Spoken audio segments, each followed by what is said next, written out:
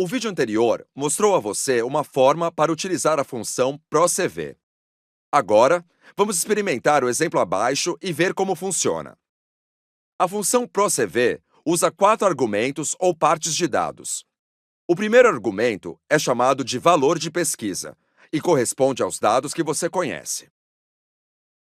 Se eu estivesse usando uma lista telefônica, o valor de pesquisa seria o nome da pessoa. Neste exemplo, os valores de pesquisa são os números das peças. Eu estou utilizando uma referência de chamada como um espaço reservado para esses números de peças. Se desejar, também pode inserir os valores diretamente na fórmula. Mas, como regra, é mais fácil inserir valores em células do que em fórmulas, e foi isso o que eu fiz aqui.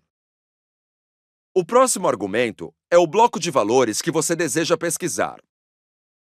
O Excel chama isso de matriz da tabela ou tabela de pesquisa. E o nosso exemplo usa células B3 até E5. Use qualquer intervalo de células que você acha que irá retornar os dados que deseja encontrar. Mas lembre-se dessa dica. Os valores de pesquisa, os dados que você conhece, têm de estar na coluna à esquerda da tabela de pesquisa, seu intervalo de células.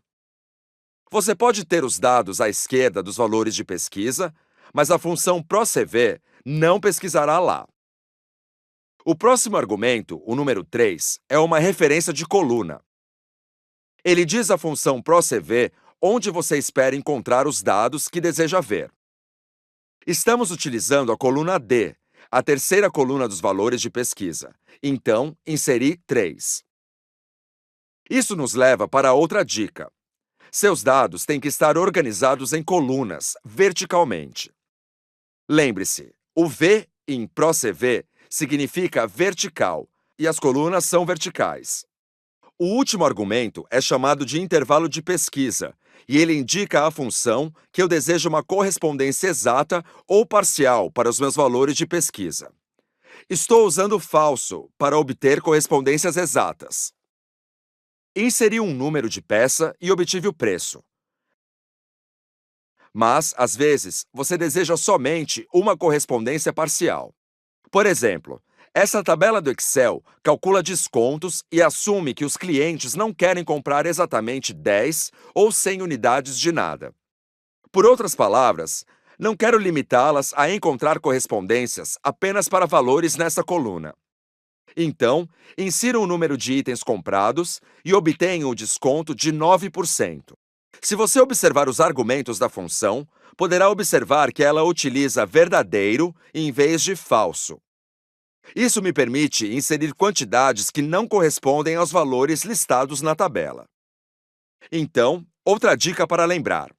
Falso retorna correspondências exatas e verdadeiro retorna correspondências parciais. Além disso, se desejar utilizar verdadeiro, basta deixar o argumento em branco. É assim que a função procv funciona. A seguir, vou mostrar como utilizá-la para encontrar dados em uma planilha diferente.